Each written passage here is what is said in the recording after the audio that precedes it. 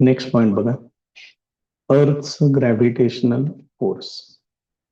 The Earth attracts every object near it towards itself because of the gravitational force. या gravitational फोर्समुळे अर्थच्या जवळ जेवढे object असतील सगळ्यांना स्वतःकडे ओढत असते, त्यांच्यावरती फोर्स एक्झर्ट करत असते. Centre of mass of the earth is situated at its centre.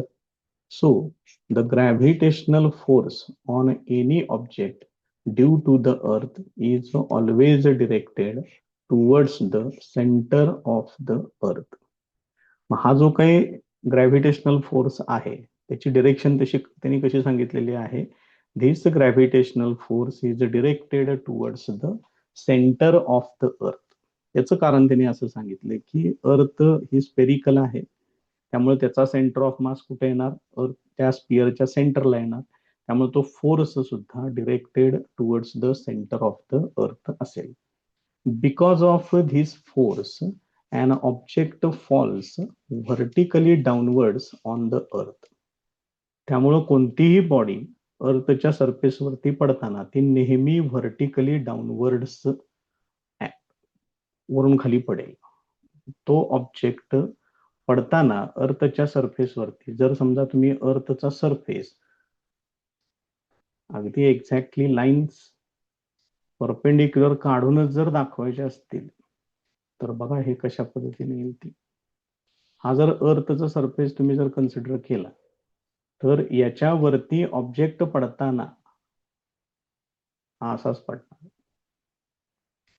Vertically downwards, आणि हा जो अँगल आहे इथं हा 90 डिग्री असेल, त्याला म्हणतात व्हर्टिकली डाऊनवर्ड्स. मग प्रत्येक ठिकाणी हे असंच घडतं ते त्यांनी सांगितलेलं आहे. Similarly when we threw a stone vertically upwards, ज्या वेळेला आपण एखादा दगड व्हर्टिकली अपवर्ड्स म्हणजे व्हर्टिकली वरती फेकतो आपण, this force tries to pull it down and reduces its velocity. हा जो ग्रॅव्हिटेशनल फोर्स आहे तो फोर्स त्या दगडाला खाली ओढण्याचा प्रयत्न करतो, त्यामुळे त्याची व्हेलॉसिटी डिक्रीज होत जाते. Due to this constant downward pull, the velocity becomes zero after a while. मग हे कंटिन्युअसली त्या दगडाला खाली ओढत असल्यामुळं त्याचं स्पीड कमी कमी कमी होत जातं आणि सगळ्यात टॉपमोस्ट पोझिशनला गेल्यानंतर त्याची व्हेलॉसिटी तिथं झिरो होते. The pull continues to be exerted, पण तो जो फोर्स आहे, व्हेलॉसिटी जरी झिरो झाली त्या ठिकाणी, स्पीड झिरो झालं तरी पुल तसाच आहे, ग्रॅव्हिटेशनल फोर्स त्याच्यावरती ऍक्टच होतो. मग तो ग्रॅव्हिटेशनल फोर्स त्याला आता काय करतो, खाली ओढायला सुरुवात करतो. The pull continues to be exerted and the stone starts moving vertically downward towards the centre of the earth under its influence. तो ग्रॅव्हिटेशनल फोर्स त्याला आता खाली ओढायला सुरुवात करतो, त्यामुळे तो दगड व्हर्टिकली डाऊनवर्ड डिरेक्शन मध्ये मूव्ह होतो आणि फायनली तो अर्थच्या सरफेसवरती येऊन पडतो. The gravitational force due to the earth also acts on the moon because of which it revolves around the earth. हाच ग्रॅव्हिटेशनल फोर्स अर्थकडून एक्झर्ट केला जाणारा, तो जसा अर्थवरती असलेल्या प्रत्येक बॉडीवरती ऍक्ट होतो तसाच तो मून वरती पण ऍक्ट होतो. आणि तो मून अर्थच्या सभोवती सर्क्युलर ऑर्बिट मध्ये फिरत असतो. Similar situation exist for the artificial satellites orbiting the earth. अशी सेम सिच्युएशन बाकीच्या आर्टिफिशियल सॅटेलाइट्स साठी सुद्धा ऍप्लिकेबल आहे. जेवढे सॅटेलाइट अर्थच्या सभोवती फिरतात त्यांची अवस्था, आणि मून हा एकमेव नॅचरल सॅटेलाइट आहे तो सुद्धा अर्थच्या सभोवती फिरतो, त्यांची फिरण्याची पद्धत ही दोन्ही ठिकाणी सेम आहे. The moon and the artificial satellites orbit the earth. Moon आणि हे कृत्रिम तयार केलेले सॅटेलाइट्स, मानव निर्मित मॅन मेड सॅटेलाइट्स जे आहेत ते काय होतात, पृथ्वीच्या सभोवती सर्क्युलर ऑर्बिट मध्ये फिरतात. The earth attracts them towards it self. अर्थ काय करते, त्यांना स्वतःकडे ओढून घेते. But unlike the falling apple they do not fall on the अर्थ. पण तो मून अर्थ वरती पडतो का, किंवा आर्टिफिशियल सॅटेलाइट अर्थ वरती पडतात का, तर ते नाहीत पडत. याचं कारण असं आहे, this is because of the velocity of the moon and the satellites along their orbits. कारण तो मून आणि ते सॅटेलाइट हे काही त्यांच्या ठिकाणी फिक्स नाहीये, त्यांची व्हेलॉसिटी शून्य नाहीये, त्यांना ठराविक काहीतरी व्हेलॉसिटी आहे, त्या व्हेलॉसिटीनं ते फिरतात, म्हणून ते सर्क्युलर ऑर्बिटमध्ये फिरत असतात. If this velocity was not there they would have fallen on the earth. जर ही व्हेलॉसिटी त्यांच्याकडे नसती, म्हणजे ते जर मूव्ह होत नसते, नुसते स्थिर अवस्थेत तिथं जर असते, तर ते अर्थकडे अट्रॅक्ट होतील आणि अर्थवरती येऊन पडतील. बघा कशा पद्धतीनं सगळ्या गोष्टी त्यांनी एक एक एक एक एक्सप्लेन केलेल्या आहेत. त्याच्यानंतरचा पॉइंट आहे अर्थच ग्रॅव्हिटेशनल ऍक्सलरेशन, ज्याला आपण स्मॉल जी म्हणतो. 9.8 मीटर पर सेकंड स्क्वेअर. त्याच्याबद्दल आता, the earth exerts gravitational force on objects near it. According to Newton's second law of motion, a force acting on a body results in its acceleration. आता हा second law जो आहे त्याच्यामधून मिळालेला हा formula, force equal to mass into acceleration.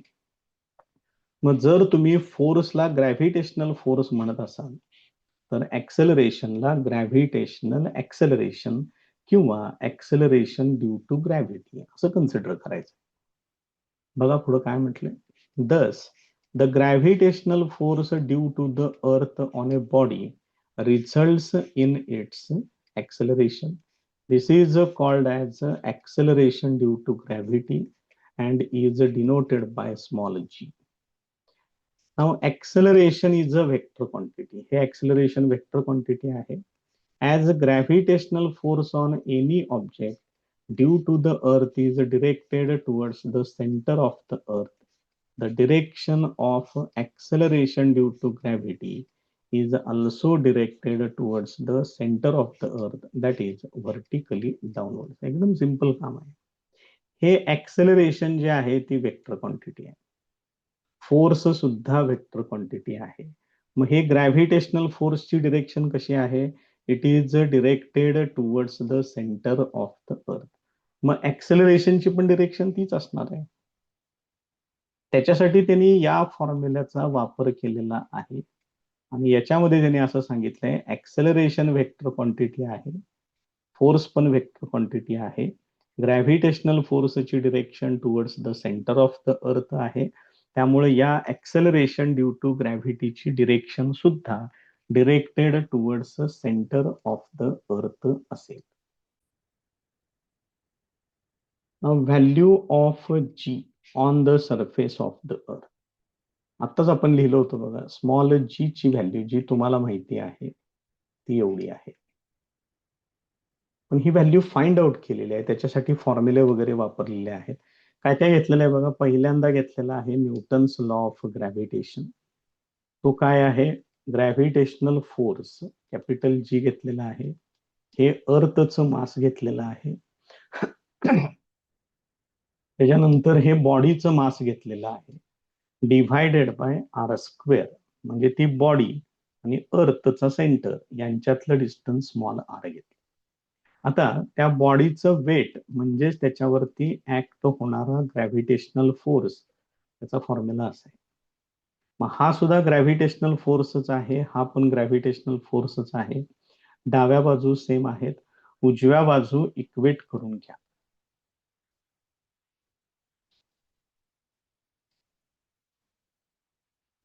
हे असं दिसेल. मग याच्यातलं स्मॉल एम तेवढं कॅन्सल होईल. आपल्याला अर्थच्या सरफेस वरती पाहिजे. मग अर्थच्या सरफेस वरती जर तुम्ही कन्सिडर केलं तर अर्थच्या सरफेस वरती तुम्हाला स्मॉल आर म्हणजे कॅपिटल आर घ्यावं लागेल. म्हणजे हे त्यांनी कसं कन्सिडर केलेलं आहे ते पण बघा. मी इथं पूर्ण डायग्राम काढून दाखवतो. इथं समजा ही जर अर्थ असेल,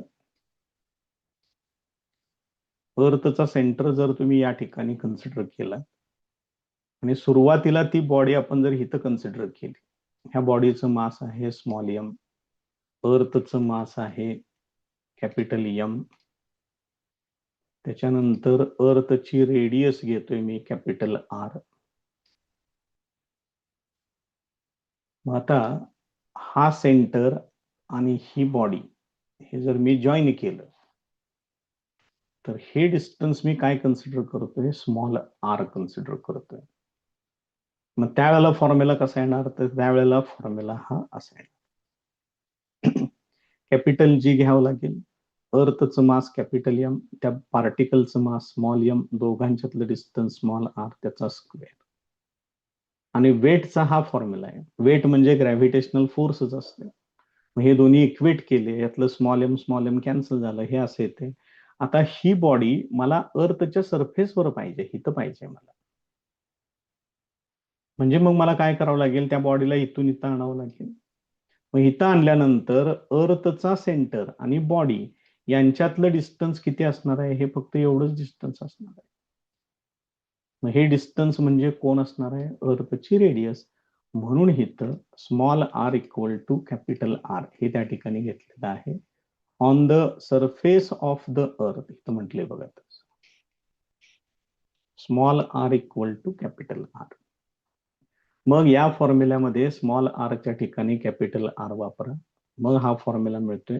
अतिशय महत्वाचा formula, very very very important, करून ठेवा. हे आहे असे सगळे फॉर्म्युले 11वी मध्ये आहेत. 11वी मध्ये परत ग्रॅव्हिटेशन नावाचं प्रकरण आहे, त्याच्यामध्ये ह्या सगळ्या गोष्टी डिटेलमध्ये आहेत. आता याच्यामध्ये परत त्यांनी काय केले, याच्यामध्ये सगळ्या व्हॅल्यूज वापरलेल्या. जरा व्हॅल्यूज इथल्या जितक्या लक्षात राहतील तेवढ्या बघा. कॅपिटल जी ची व्हॅल्यू एवढी आहे, 6.673 इंटू 10⁻11. अर्थचं मास बघा किती आहे, 6 इंटू 10⁻24. आणि अर्थची रेडियस एवढी आहे, ही मीटर मध्ये आहे. ऍक्च्युली अर्थची रेडियस किलोमीटर मध्ये आहे, 6400 किलोमीटर. त्याचं मीटर मध्ये कन्व्हर्शन केलं आणि हे सगळं सोडवावं लागतं. हे सगळं हे सोडवण्यासाठी तुम्हाला लॉग टेबल वगैरे वापरावं लागेल आणि ती व्हॅल्यू एवढी येते.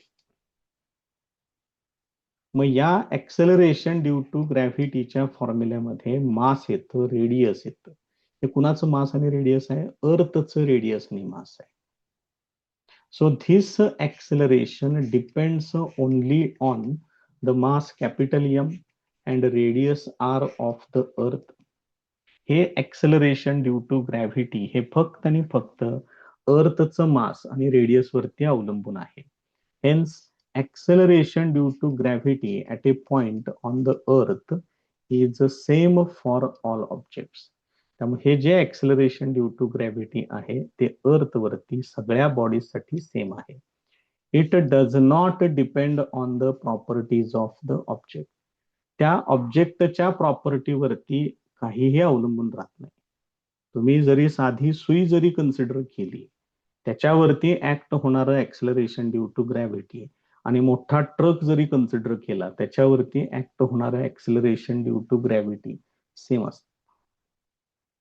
त्याच्या पुढचा पॉइंट आहे variation in value of g. Another important point, याच्यावरती MCQ विचारतात, त्यामुळे व्यवस्थित करून ठेवा. आता बघा, पहिला पॉइंट त्यांनी काय सांगितलंय, change along the surface of the earth. अर्थच्या सरफेस वरती कशा पद्धतीनं या जी ची व्हॅल्यू अवलंबून राहते ते आता बघूया. Shape of the earth is not exactly spherical and so the distance of a point on the surface of the earth from its center differs somewhat from place to place.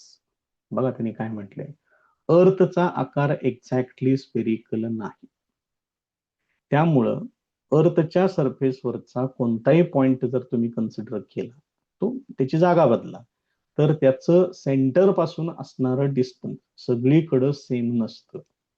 त्याच्यामध्ये variation आहे. कशामुळे होतं हे ते पण सांगितलं. त्याचं कारण खरं तर हित आहे. Due to its rotation the earth bulges at the equator and is flatter at the poles. अर्थ कॉन्स्टंटली रोटेट होते, त्यामुळं अर्थचा जो काही आकार आहे तो एक्झॅक्टली स्फेरिकल नाहीये, तर तो असा आहे. सेंटरला जे आहे ते काय झालेले आहे, अर्थ बल्ज झालेली आहे, म्हणजे हा असा फुगीर भाग तयार झालेला आहे. आणि जर तुम्ही पोल्स कन्सिडर केले तर पोल्सच्या ठिकाणी अर्थ थोडीशी फ्लॅट आहे. त्यामुळे होते काय बघा, या डिरेक्शन मध्ये जे डिस्टन्स आहे या डिरेक्शन मध्ये ते जास्त आहे आणि या डिरेक्शन मधलं डिस्टन्स हे कमी आहे. बघा समजते का?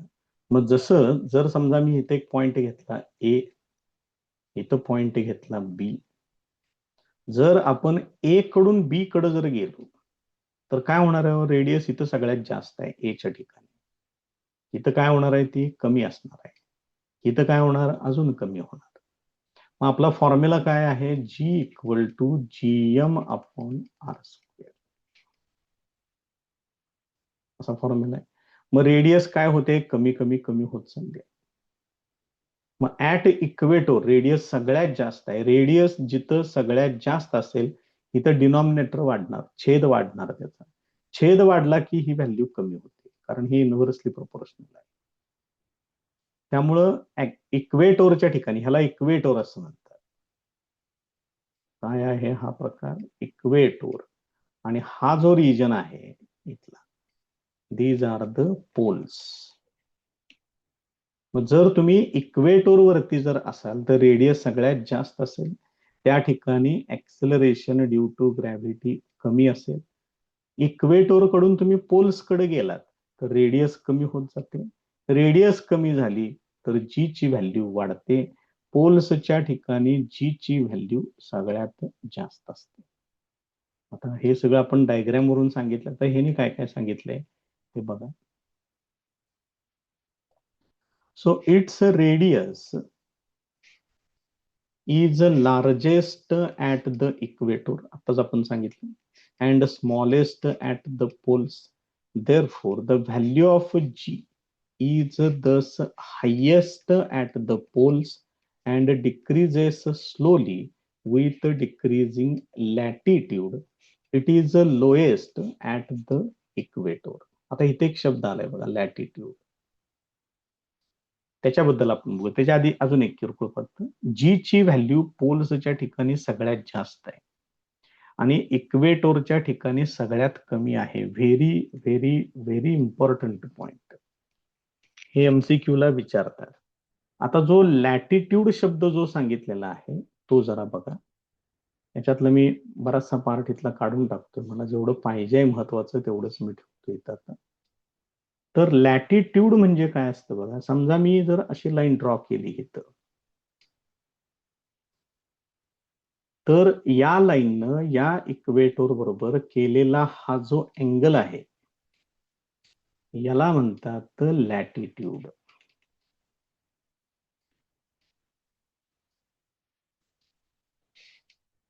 आणि with respect to this latitude ह्या ऍक्सेलरेशन, कारण हे बघा इथं ज्या वेळेला असेल पॉइंट ए च्या ठिकाणी, तर हा पॉइंट इथं खाली येणार, त्यावेळेला ह्या लॅटिट्यूडची व्हॅल्यू होणार 0 डिग्री.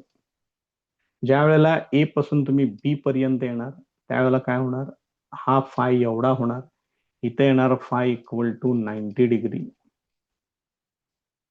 मग त्याचे फॉर्म्युले आहेत परत वेगळे, ते सगळे फॉर्म्युले, ते सगळे डिटेल्स तुम्हाला इयत्ता 11वी मध्ये आहेत. त्यामुळे हा शब्द प्रयोग तेवढा फक्त जरा माहित असू दे. इथं लॅटिट्यूड आहे, परत पुढं हाईट आणि अल्टिट्यूड असे दोन शब्द प्रयोग येतील. त्याच्या पुढचा पॉइंट आहे चेंज विथ हाईट. हाईटलाच अल्टिट्यूड असं सुद्धा म्हणतात. मग अल्टिट्यूड वेगळं, हाईट वेगळं, माहिती असू दे. आणि अल्टिट्यूड आणि हाईट हे एक, अल्टिट्यूड आणि लॅटिट्यूड हे वेगवेगळे आहे. त्यामुळे हे दोन्ही जरा शब्द गोंधळ होण्यासारखे आहेत.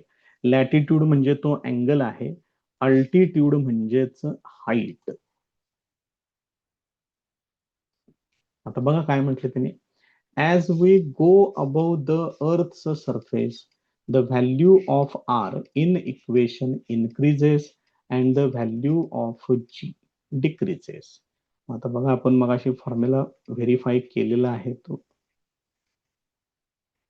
असा फॉर्म्युला येतो. मग जशी हाईट वाढत जाईल तसं हे आर वाढतं. हा सुद्धा फॉर्म्युला आणखीन थोडासा पुढे मी डिटेल मध्ये देतो इथं.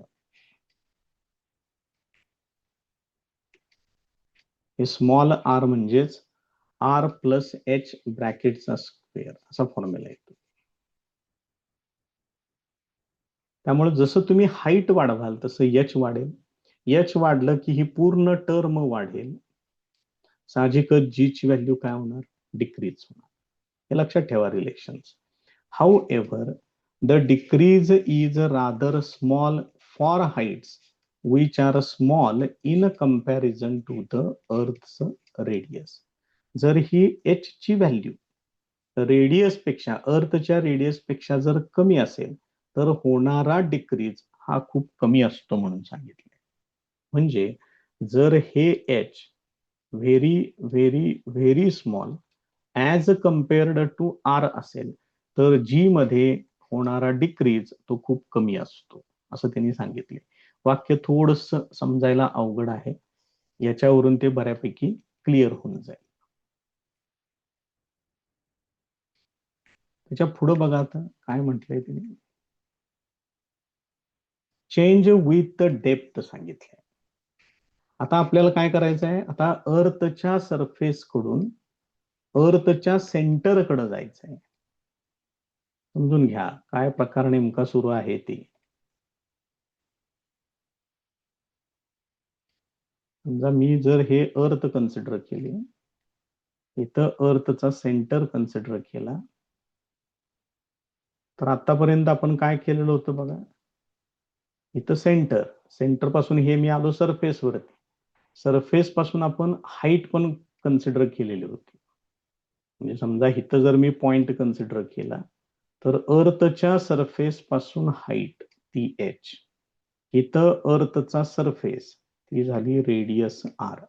आता मला काय करायचं आहे, आता मला वेगळा कलर घेतोय थोडासा, इकडून खाली यायचंय आता मला. बघा लक्षात येते का,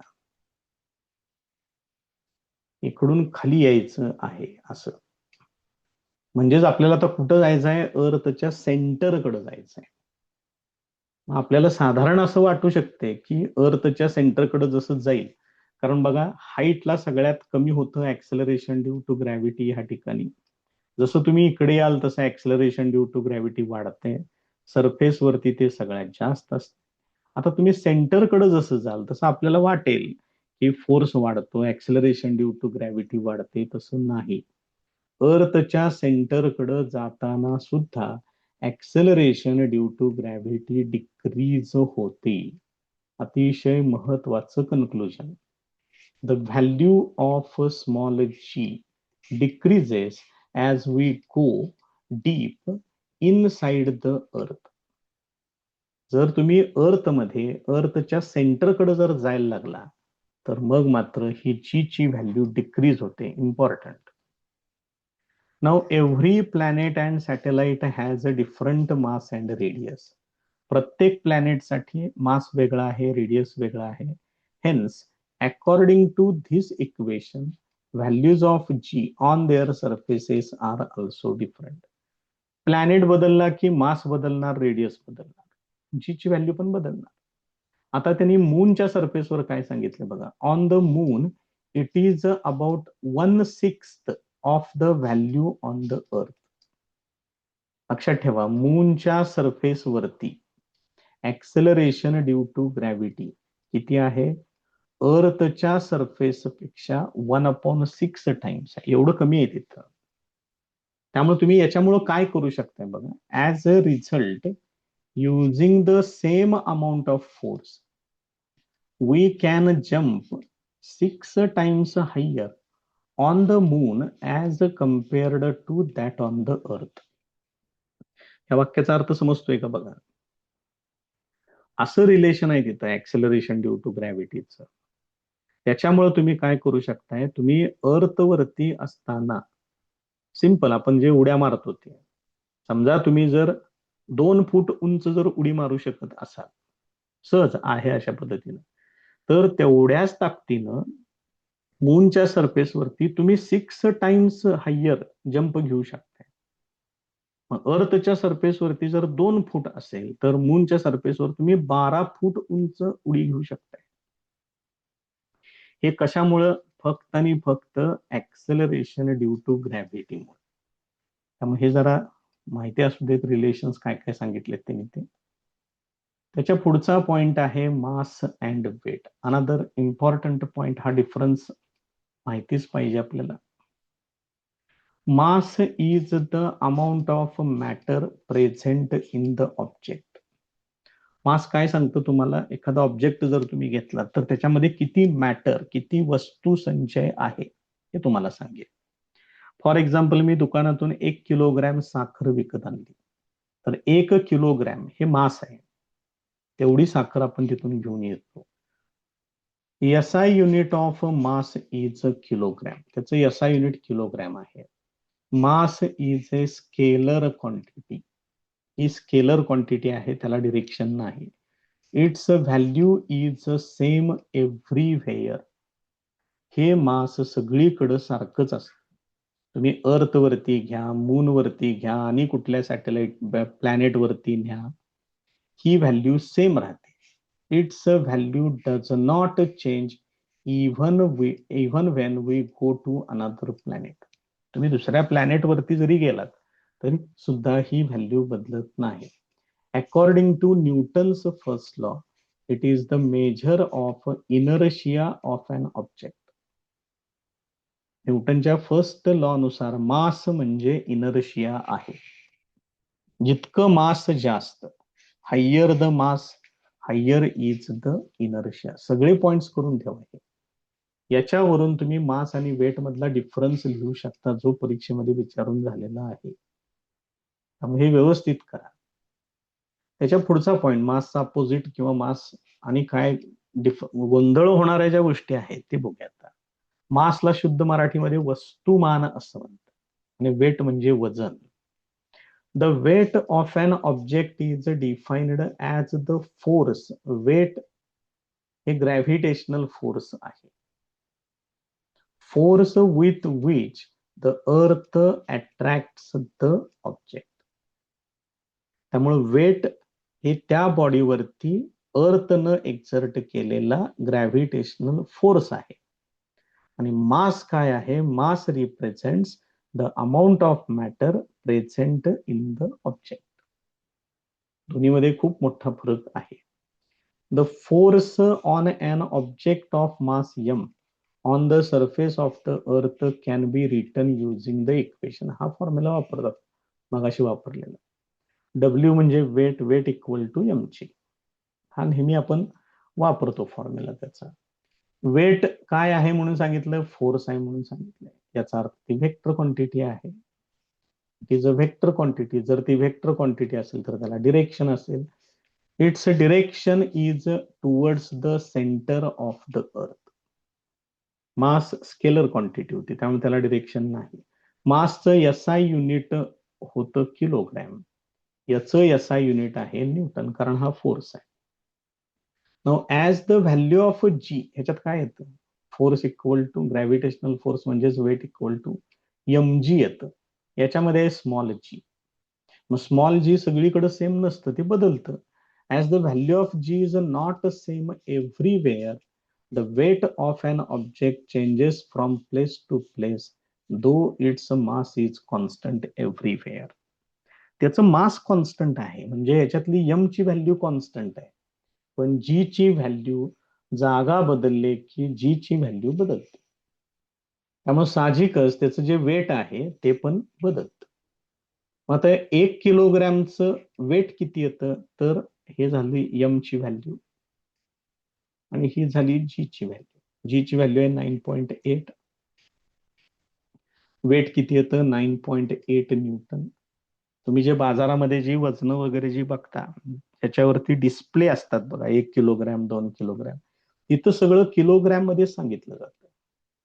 पण त्याच्या आत सगळं हे कॅल्क्युलेशन, ते कॅल्क्युलेशन आपल्याला तिथे दिसत नाही. हे फक्त सायन्सच्या लोकांना माहिती असतं काय आहे नेमकं ते. बाकीच्या लोकांना काय फक्त 1 किलोग्रॅम दिसलं, विषय संपला. नाव आवर वेईंग मशीन्स म्हणजे वजन काटे जे काय असतील ते टेल अस द मास, ते आपल्याला मास सांगतात. Kilogram 2 kilogram 5 kilogram. The two scale balances, आता कोण वापरत नाही ते, तराजू असं म्हणतात त्याला. The two scale balances in shops compare to weights to masses. तिथं काय होतं, दोन मासेसना वजन करून तुलना करून तुम्हाला दिलं जातं. आता हे कोण शक्यतो करून कोण वापरत नाही. प्रत्येकाकडे सगळं डिजिटल आता आलेलं आहे, त्यामुळे त्याच्यावर वस्तू ठेवायची, डायरेक्ट किलोग्रॅम किती आहे ते तुम्हाला त्या ठिकाणी समजतं. नेक्स्ट पॉइंट आहे ग्रॅव्हिटेशनल वेव्स. त्यातलं कितपत तुमच्या लक्षात राहते ते बघा, कारण बऱ्याच गोष्टी त्यांनी या ठिकाणी दिलेल्या आहेत. यातलं ग्रॅव्हिटेशनसाठी लागणार फार थोडं आहे. बघा काय सांगितलंय, light is also a type of wave called the electromagnetic wave. Light wave ज्या इलेक्ट्रोमॅग्नेटिक वेव्ह आहेत, इलेक्ट्रोमॅग्नेटिक वेव्हचे बाकीचे प्रकार पण यांनी सांगितले आहेत बघा, gamma rays, X rays, ultraviolet rays, infrared rays, microwave and radio waves are all different types of electromagnetic waves. हे पहिले 2-3 ओळी सगळ्या इलेक्ट्रोमॅग्नेटिक वेव्हच्याच आहेत. Gravitational waves are a very different type of waves. Gravitational waves हा एक प्रकार आहे. आता हे ग्रॅव्हिटेशनल वेव्स बद्दल तुम्हाला 11वी मध्ये पण काही नाहीये, 12वी मध्ये पण काही नाहीये, पण त्यांनी इथं 10वी मध्ये ठेवलंय.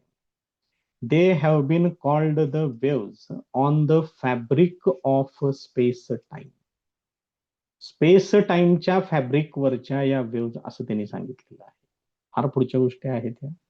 Einstein predicted their existence in 1916. These waves are very weak and it is very difficult to detect them.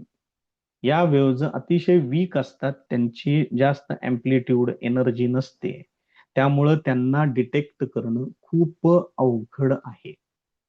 Scientist have constructed extremely sensitive instruments to detect the gravitational waves emitted by astronomical sources.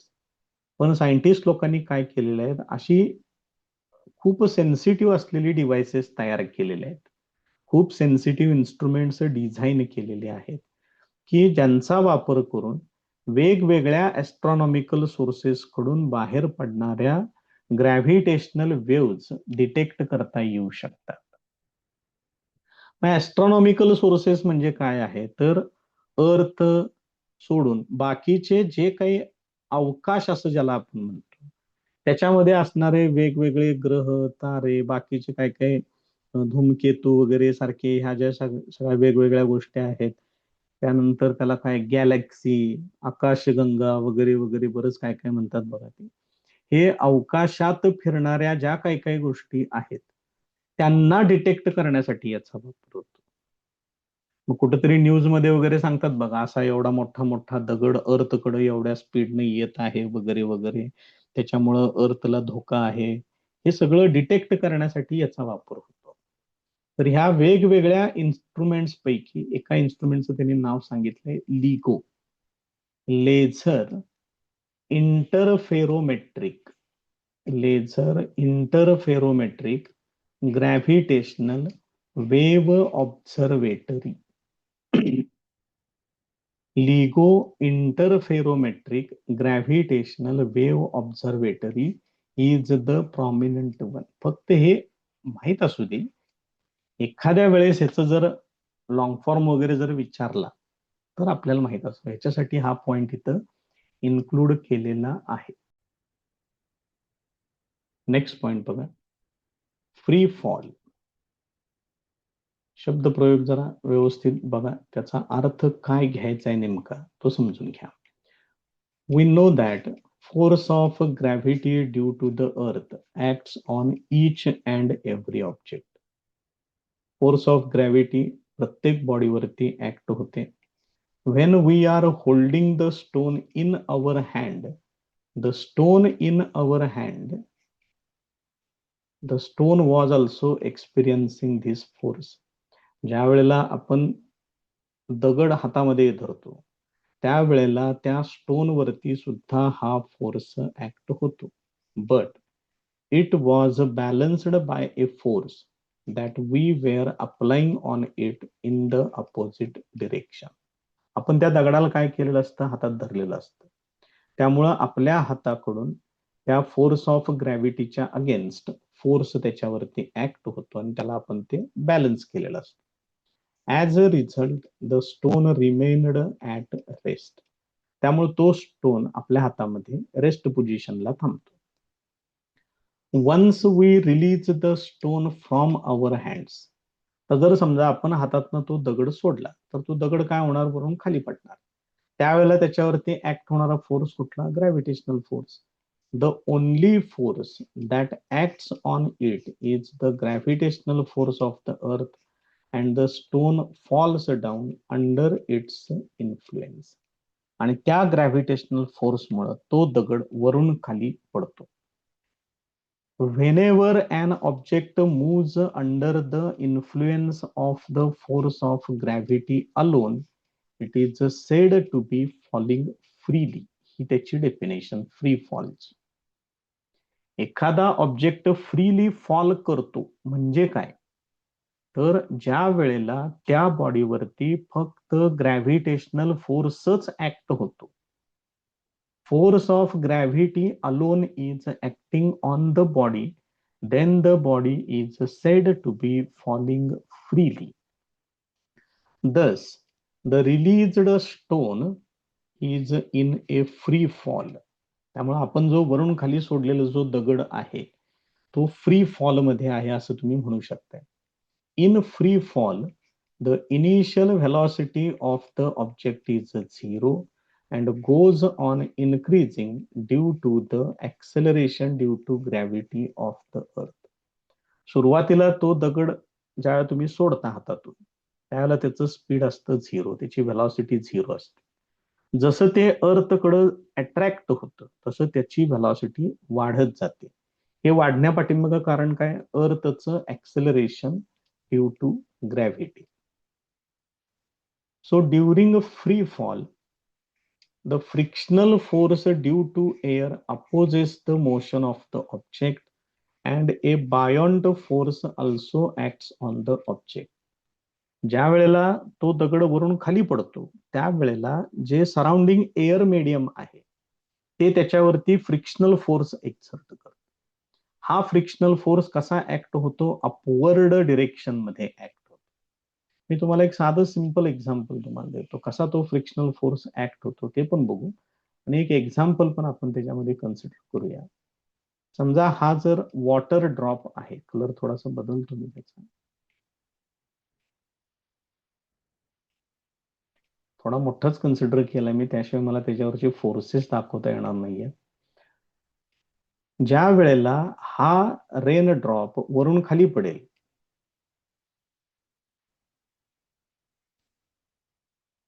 जरा सेंटरला घेतो, तर त्याच्यावरती act होणारा जो gravitational force आहे तो या डिरेक्शन मध्ये असेल आणि तो किती असेल, त्याच्या वजना इतका असेल, फोर्स इक्वल टू mg.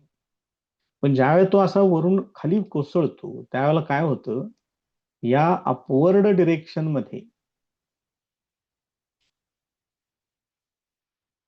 बरोबर त्याला टँजेन्शियल दाखवायचं इथे.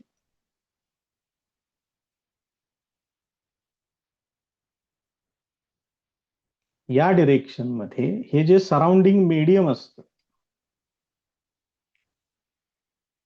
हे मीडियम काय करतं, त्याच्यावरती अपोजिंग फोर्स, यालाच व्हिस्कस फोर्स असं सुद्धा म्हणतात.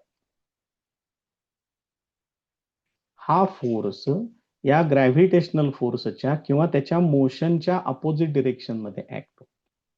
एक सिंपल एक्झाम्पल कन्सिडर करा. जर समजा तुम्ही टू व्हीलर वरून प्रवास करताय, तर टू व्हीलर ज्या दिशेमध्ये जाते त्याच्या अपोजिट डिरेक्शन मध्ये आपल्याला वारं लागतं. हे आपल्यावरती ऍक्ट होणारं हे जे काय वारं आहे, हा तो विस्कस फोर्स आहे. तो कोण एक्झर्ट करतं? सराउंडिंग मीडियम एक्झर्ट करतं. बघा लक्षात येते. मग तुम्हाला जर हे मीडियमच नको असेल, म्हणजे हा विस्कस फोर्स जर नको असेल, तर तुम्हाला हे सगळं व्हॅक्युम मध्ये कॅरी आउट करावं लागेल. तरच तुम्हाला करेक्ट फ्री फॉल समजेल की तो काय आहे ते. पुढं काय म्हटलंय बघा त्याने. दस true free fall is possible only in vacuum. जो फ्री फॉल आहे तो पॉसिबल कुठं आहे? फक्त आणि फक्त व्हॅक्युम मध्येच तो पॉसिबल आहे. For a freely falling body, the velocity on reaching the earth and the time taken for it can be calculated by using Newton's equations for motion. जर एखादी अशी फ्रीली फॉलिंग बॉडी असेल, तर ती body अर्थच्या सरफेसवरती येताना त्याचं velocity किती असेल, अर्थच्या सरफेसवरती येण्यासाठी त्याला टाइम किती लागेल, त्यानं डिस्टन्स किती कव्हर केलेलं असेल, या सगळ्या गोष्टी तुम्हाला फाइंड आउट करता येतील. त्याच्यासाठी तुम्हाला न्यूटनचे लॉज ऑफ मोशनचं सगळे माहिती पाहिजेत. ते तुम्हाला वापरता येतील. हे पहिलं इक्वेशन आहे, V equal to U plus A T. त्याच्यानंतर V square equal to U square plus two A S हे पण आहे. त्याच्यानंतर अजून एक इक्वेशन आहे, S equal to U T plus 1/2 A T square. याने असं कन्सिडर केले की हे सगळं तुम्हाला माहिती आहे. मग याच्यामध्ये काय वापरायचं आहे बघा. इनिशियल स्पीड घ्यायचं आहे 0 आणि ए च्या ठिकाणी घ्यायचं आहे acceleration due to gravity small G. मग ओळीनं आपण एक एक इक्वेशन मध्ये ते बदल करत येऊया. बघूया काय होते. मग इथं व्ही इक्वल टू यू ची व्हॅल्यू 0 घ्यायची आहे, त्यामुळे हे सगळे 0 होतील.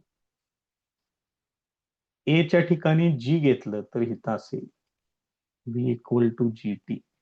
दुसऱ्या इक्वेशन मध्ये बघा बरं, व्ही स्क्वेअर इक्वल टू हे 0 होईल 2g आणि यस वापरू शकताय किंवा हाईट एच वापरलं तरी पण चालू शकते. तिसरं इक्वेशन यस इक्वल टू हे 0 झालं 1/2 जी टी स्क्वेअर. अशी 3 इक्वेशन्स मिळतील. सगळ्यात पहिलं महत्वाचं म्हणजे ही बेसिक इक्वेशन्स तयार करा आणि त्याच्यामध्ये फक्त एवढं सबस्टिट्यूशन करायचं आहे तुमचं. तुम्ही हे तयार करू शकता. पाठ करायची सुद्धा गरज नाही, फक्त हे बेसिक इक्वेशन्स माहितीच पाहिजे. त्याशिवाय फिजिक्स मध्ये काहीच करता येणार नाही आपल्याला. त्यामुळे हे पहिल्यांदा व्यवस्थित करा. मग हे बाकीचे त्याचे काय म्हणायचे, याच्यावरून तयार केलेली ती इक्वेशन्स आहेत, त्यामुळे काय अडचण नाहीये त्याच्यात. फॉर फ्री फॉल त्यांनी सांगितले बघा इथं. For free fall initial velocity U equal to 0, acceleration A equal to G. त्यामुळे हे पहिलं इक्वेशन, इथं एक एवढंच दुसरं इक्वेशन जरा इथं मिक्सअप झालेलं आहे आणि हे तिसरं इक्वेशन. या पद्धतीनं ही 3 इक्वेशन्स तुम्हाला मिळते. त्याच्या पुढे अजून काय काय सांगितलेलं आहे बघा. थोडंसं प्रॉब्लेम्स सोडवण्यासाठी आपल्याला ह्या गोष्टी वापराव्या लागतील. For calculating the motion of an object throne upwards. तर जर तो ऑब्जेक्ट अपवर्ड डिरेक्शन मध्ये थ्रो केलेला असेल, देन ऍक्सेलरेशन इज निगेटिव्ह. इथं मात्र ऍक्सेलरेशन निगेटिव्ह घ्यायचं. that is in a direction opposite to the velocity and is taken to be minus g. Upward direction मध्ये जर एखादा ऑब्जेक्ट मूव्ह होत असेल तर तिथं ऍक्सेलरेशनची व्हॅल्यू -g घ्यायची आहे. The magnitude of g is the same, but velocity of the object decreases because of this negative acceleration. एखादा ऑब्जेक्ट तुम्ही वरती टाकलात तर काय होतं, त्याची व्हेलॉसिटी डिक्रीज होत जाते.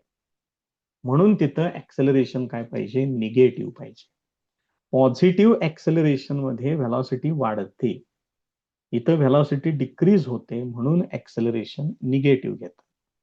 The moon and the artificial satellites are moving only under the influence of the gravitational field of the earth. Moon आणि आर्टिफिशियल सॅटेलाइट्स यांच्यावरती इतर कोणताही दुसरा फोर्स ऍक्ट होत नाही. कोणता फोर्स ऍक्ट होतो, फक्त ग्रॅव्हिटेशनल फोर्स ऍक्ट होतो. दस they are in free fall, त्यामुळं त्यांची मोशन जी आहे त्याला फ्री फॉलिंग मोशन असं म्हणतात. They are said to be in free fall. महत्वाचं वाक्य हे माहित असू दे. फ्री फॉल असताना त्या बॉडीवरती दुसरा कुठलाही फोर्स ऍक्ट होत नसतो, फक्त आणि फक्त ग्रॅव्हिटेशनल फोर्सच ऍक्ट होतो. त्याच्या पुढे the value of G is same for all objects at a given place on the earth. Small G ची व्हॅल्यू सगळ्या ऑब्जेक्ट्स वरती सेम असते. Thus any two objects irrespective of their masses or any other properties when dropped from the same height and falling freely will reach the earth at the same time. बघा इथं वाक्य काय सांगितलं, important statement. त्यामुळे तुम्ही कोणतेही दोन objects घ्या, त्यांचे मासेस काहीही असू देत, त्यांच्या इतर प्रॉपर्टीज काहीही असू देत, जर तुम्ही त्यांना सेम हाईट वरून खाली टाकलं तर त्यांना अर्थ वरती येण्यासाठी सेम टाइम लागतो. महत्वाचं वाक्य. याच्यासाठी गॅलिलिओ नावाच्या सायंटिस्टनं एक एक्सपेरिमेंट केलेला होता. He said to have performed an experiment around 1590 in the Italian city of Pisa. Italian city आहे ही पिसा. पिसाचा टॉवर म्हणतात बघा, तो थोडासा कललेला आहे, थोडासा असा एका बाजूला बेंड झालेला आहे, त्यामुळे ते जगातल्या 7 आश्चर्यांपैकी एक त्याला म्हणतात. तर त्याच्यावरती त्या बिल्डिंग वरती जाऊन त्यानं हे एक्सपेरिमेंट केलेलं आहे. टॉवर म्हणतात त्याला. बघा पुढे, he dropped 2 spheres of different masses from the leaning tower of Pisa. बघा इथं म्हटले बघा, लिनिंग टॉवर ऑफ पिसा, म्हणजे तो असा जमिनीला बरोबर परपेंडिक्युलर नाहीये, थोडासा बेंड झालेला आहे तो, तरी सुद्धा तो व्यवस्थित आहे. त्याच्यावरून त्यानं काय केलेलं आहे, 2 स्पियर्स वेगवेगळ्या मासेसचे वरून खाली टाकले, to demonstrate that both spheres reached the ground at the same time. आणि त्यानं असं सिद्ध केलं की हे दोन्ही स्पियर वेगवेगळ्या मासेसचे असून सुद्धा अर्थच्या सरफेस वरती एकाच वेळेला येऊन पडतात. हे त्यानं सिद्ध केलं. When we drop a feather and a heavy stone at the same time from a height. आता याने काय घेतले बघा, फिदर म्हणजे पंख वगैरे कन्सिडर करू शकताय तुम्ही, जो अतिशय नाजूक असतो, वजनाला अतिशय हलका असतो, वाऱ्यात जरी आलं तरी सुद्धा तो पंख उडून जाऊ शकतो. When we drop a feather and a heavy stone at the same time. Feather नसेल कागद घ्या, कागद सुद्धा वजनाला हलका आहे आणि दगड वजनाला जास्त आहे. तर या दोघांनाही तुम्ही जर सेम हाईट वरून जर खाली टाकलं, they do not reach the earth at the same time.